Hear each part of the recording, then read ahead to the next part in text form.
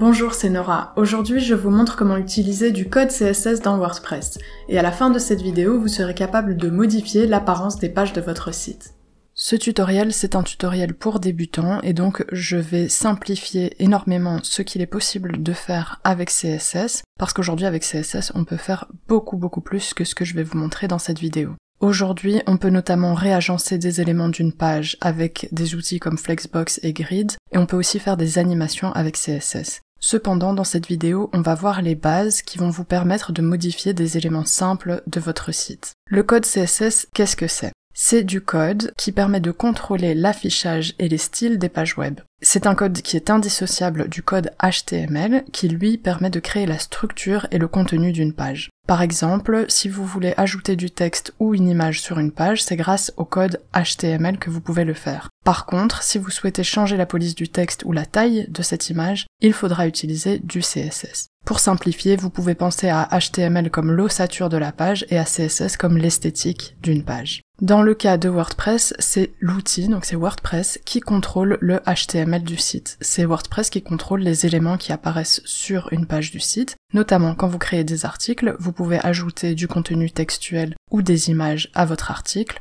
Même chose lorsque vous créez une page, par exemple. Et la plupart du temps, votre thème vous permet de contrôler l'apparence et l'esthétique du site, donc le code CSS, mais il arrive très souvent que l'on souhaite modifier quelque chose et que le thème ne le permette pas. Et ceci, c'est vrai même avec un constructeur de page. Il y a des limitations dans WordPress pour créer l'apparence d'une page exactement comme on le veut. Et dans ce cas, il faudra ajouter du code CSS à votre site. En fonction du thème que vous utilisez, vous pouvez directement ajouter du code CSS dans votre site à partir du menu Apparence et Personnaliser. C'est ce que je vais faire dans cette vidéo. Mais si votre thème ne vous permet pas de faire ceci, il existe des extensions comme celle-ci qui vous permettent d'ajouter directement du CSS à votre site via l'extension. Mais si vous utilisez le menu Apparence personnalisée, vous devriez avoir un menu CSS additionnel. Si vous cliquez dessus, vous pouvez entrer votre CSS additionnel dans ce cadre qui ajoutera un fichier CSS à votre site. La difficulté du CSS lorsqu'on débute, c'est d'identifier le sélecteur de l'élément que l'on souhaite modifier. Alors, qu'est-ce que veut dire cette phrase ? Un sélecteur CSS, qu'est-ce que c'est ? C'est un moyen qui permet de sélectionner un élément d'une page. Cet élément, ça peut être un élément HTML, comme un paragraphe de texte, comme une image. Ça peut être une classe qui a été ajoutée à un élément HTML, comme un paragraphe de texte ou une image. Et parfois, ça peut être un ID, qui est similaire à une classe, mais qui se rapporte à un élément unique. Cet ordre, donc élément HTML, classe et ID, représente la spécificité des éléments. Lorsque vous sélectionnez un élément HTML, par exemple un paragraphe, vous allez modifier avec le code CSS l'ensemble des paragraphes sur votre page, voire l'ensemble des paragraphes sur votre site. Lorsque vous utilisez une classe, vous ne modifiez que tous les éléments qui possèdent cette classe. Donc vous pourriez utiliser une classe dans CSS qui va modifier un paragraphe qui comporte cette classe. Ça ne modifiera pas tous les paragraphes de votre site, mais uniquement les paragraphes qui comportent cette classe. Et un sélecteur CSS peut aussi être un ID, et un ID ou ID, c'est un sélecteur qui se rapporte uniquement à un seul élément. C'est donc un sélecteur unique et ultra spécifique. De manière générale, on essaye d'ajouter le moins de CSS possible ou d'être le plus concis dans son code, et c'est pour ça qu'on utilise de préférence des éléments ou des classes. Et il arrive de temps en temps que vous ayez besoin d'utiliser des ID, mais ça doit être l'exception et non la règle. Une autre chose qui est importante dans le CSS, c'est l'ordre dans lequel les règles CSS sont déclarées dans un fichier. Si je commence à ajouter du code CSS ici dans mon cadre, la règle qui apparaît le plus bas dans le fichier sera la règle qui prime. Et donc elle va écraser les autres règles identiques s'il y en a plus haut. Par exemple, si je déclare une taille de police pour un élément spécifique et plus bas une autre taille de police pour ce même élément, c'est la règle qui sera en dernier, donc plus bas sur le fichier, qui va écraser la règle du haut ou les règles du haut. Et cet ordre est particulièrement important dans WordPress parce qu'il y a plusieurs fichiers CSS. En théorie, chaque thème ou chaque extension que vous installez peut avoir un ou plusieurs fichiers CSS, et selon l'ordre dans lequel ils sont chargés sur la page, les règles CSS que vous ajoutez peuvent ne pas être prises en compte. Donc il arrive très souvent qu'une extension ajoute du code CSS à votre site, et que le code que vous allez ajouter ici ne soit pas pris en compte simplement parce que le fichier de l'extension contient des règles CSS plus spécifiques que les vôtres.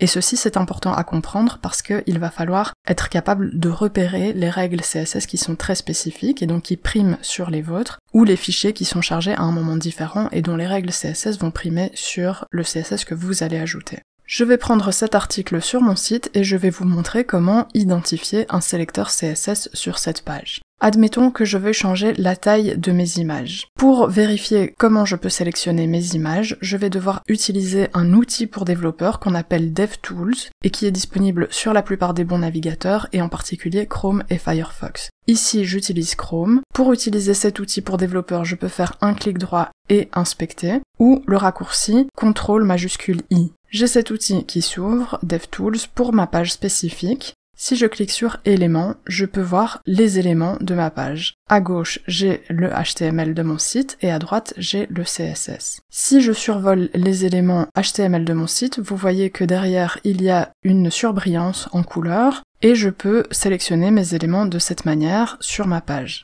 Je peux aussi les sélectionner d'une autre manière en cliquant sur cette petite flèche qui me permet de sélectionner un élément.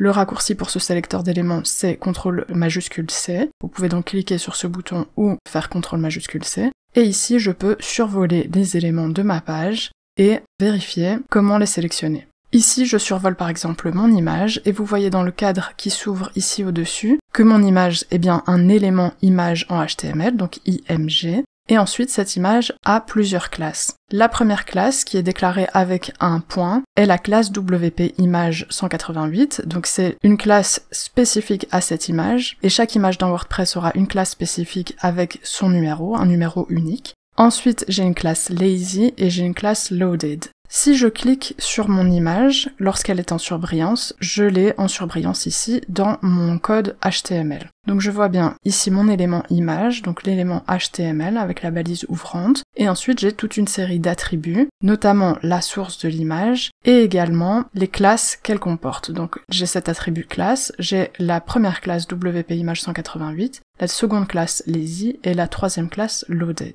Si je regarde le code CSS qui est appliqué à cette image à droite, je peux voir que j'ai une autre classe qui est la classe bloc de l'image, qui est plus spécifique que mon image puisqu'elle sélectionne une classe d'un élément supérieur, donc la div dans laquelle mon image se trouve. Et ici, j'ai des éléments de taille pour mon image. Je peux faire la même chose avec un paragraphe de texte. Je reviens à mon sélecteur. Je vais sélectionner un paragraphe de texte, donc il a l'élément P pour l'élément paragraphe HTML, et à droite, je peux voir que j'ai un élément d'espacement, donc une marge en bas qui a été ajoutée à ce paragraphe. Et ici, je peux voir que j'ai uniquement ce sélecteur P, ce qui veut dire que tous les éléments P, donc tous les paragraphes qui sont sur mon site, comportent cette marge en dessous. Grâce à DevTools, je peux également faire des tests directement dans la page en ajoutant des règles CSS, mais sans les enregistrer sur mon site. Je pourrais par exemple modifier uniquement ce paragraphe. Dans ce cas, je dois cliquer sur le cadre en haut pour ajouter un style à mon élément. Je vais changer la couleur de la police de mon paragraphe par exemple. Donc la règle CSS pour modifier la couleur est Color. Ensuite, DevTools me propose toute une série de mots-clés parmi lesquels je peux choisir pour changer la couleur, mais je peux également ajouter un code couleur. Ici, je pourrais choisir de mettre le texte de mon paragraphe en bleu par exemple. Donc je peux choisir le mot-clé blue ou ajouter un code couleur pour mon bleu.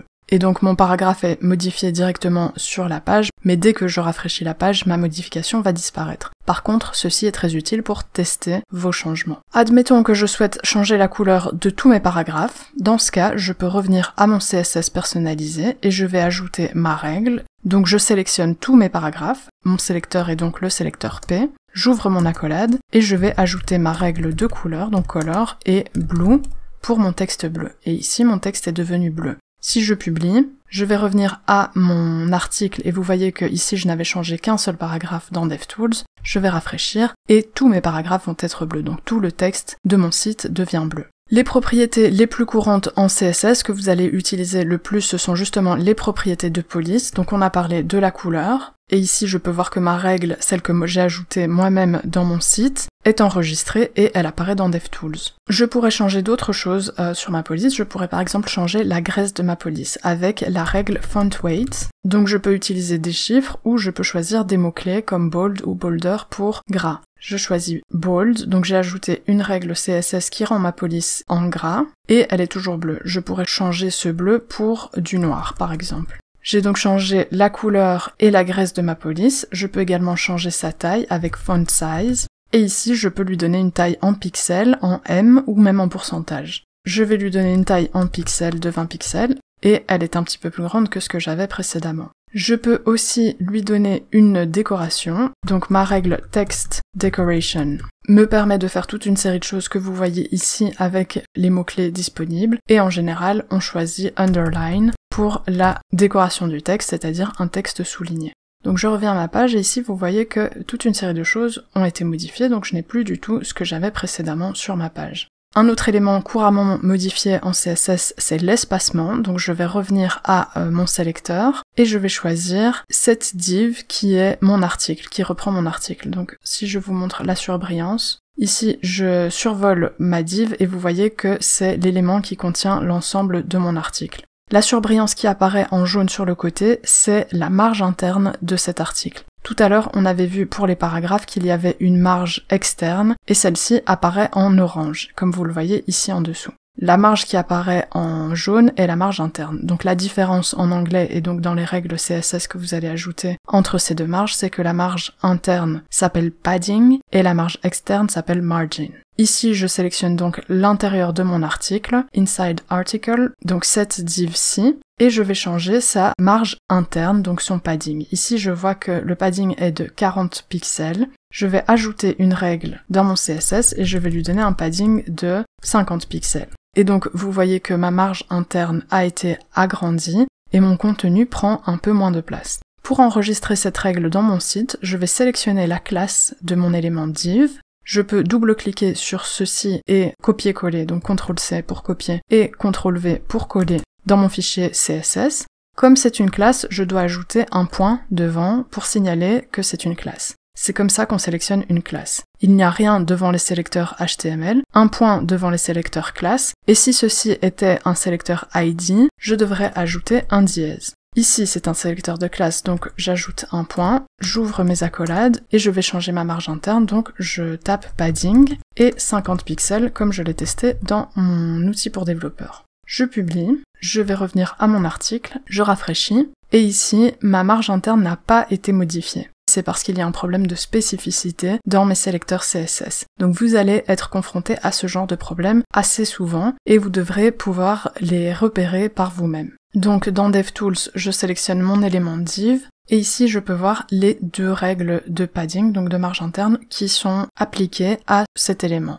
Il y a la marge interne qui était appliquée depuis le début, et qui comporte deux classes. J'ai d'abord une classe Separate Containers, et ensuite j'ai une classe Inside Article. Et la règle que je viens d'ajouter, c'est cette règle-ci, cette deuxième règle, qui est uniquement Inside Article. Donc dans CSS, vous pouvez choisir de sélectionner un élément, ça peut être un élément global comme on l'a vu avec l'élément P, et si vous utilisez des classes, plus il y a de classes, plus vous sélectionnez de manière spécifique un élément. Et une règle CSS qui est plus spécifique, donc avec des sélecteurs qui permettent de sélectionner un élément plus spécifiquement, va primer et écraser les autres règles, peu importe où elles se trouvent dans le fichier CSS. Donc ici, pour que ma marge interne soit prise en compte, je vais devoir ajouter ce sélecteur, donc cette classe Separate Containers, à ma règle CSS. Je reviens à mon fichier et je vais ajouter cette classe ici. Et je dois bien ajouter un espace entre les deux classes CSS. Et ici, vous avez vu directement que ma règle CSS a été prise en compte. Je publie, je reviens à mon article et je vais vérifier. Et donc ici, ma marge a bien été agrandie. Donc si je rouvre DevTools, toujours dans mon article Inside Article, j'ai bien mon padding, ma marge interne de 50 pixels et la règle de marge interne de 40 pixels a été supprimée. Et ceci se passe parce que le fichier CSS dans lequel j'ajoute ma règle, donc le fichier qui est celui-ci, est chargé en dernier et donc prime sur les autres fichiers. La dernière propriété CSS après la police et l'espacement qui est utilisée très couramment, c'est l'arrière-plan.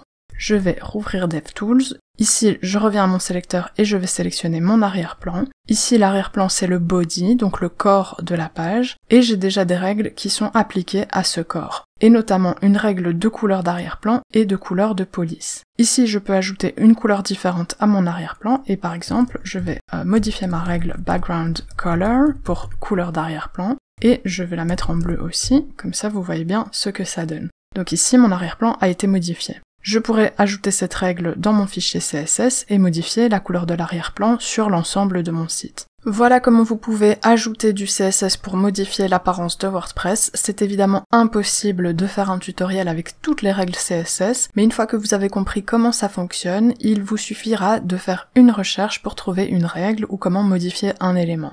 Pour ce faire, je vous recommande vivement de vous familiariser avec la documentation qui est disponible sur Mozilla. Je vous mets le lien dans la description. Et ici, à gauche, vous avez la référence pour toutes les propriétés CSS. Donc ici, on a par exemple les propriétés d'arrière-plan dans Background. Je peux ouvrir ceci et voir toutes les possibilités que j'ai avec CSS de modifier l'arrière-plan. Vous avez également la référence des sélecteurs plus bas, juste en dessous. Et ici, vous avez notamment des explications sur les sélecteurs de classe et d'ID. Et le deuxième outil que je vous mets dans la description, c'est cette page qui sont les bases du CSS et qui vous explique de manière claire et simple ce qu'est CSS. Ce tutoriel s'applique en particulier si vous avez fait votre propre site, donc si vous n'utilisez pas WordPress, mais le principe des règles CSS reste le même que vous utilisiez WordPress ou non.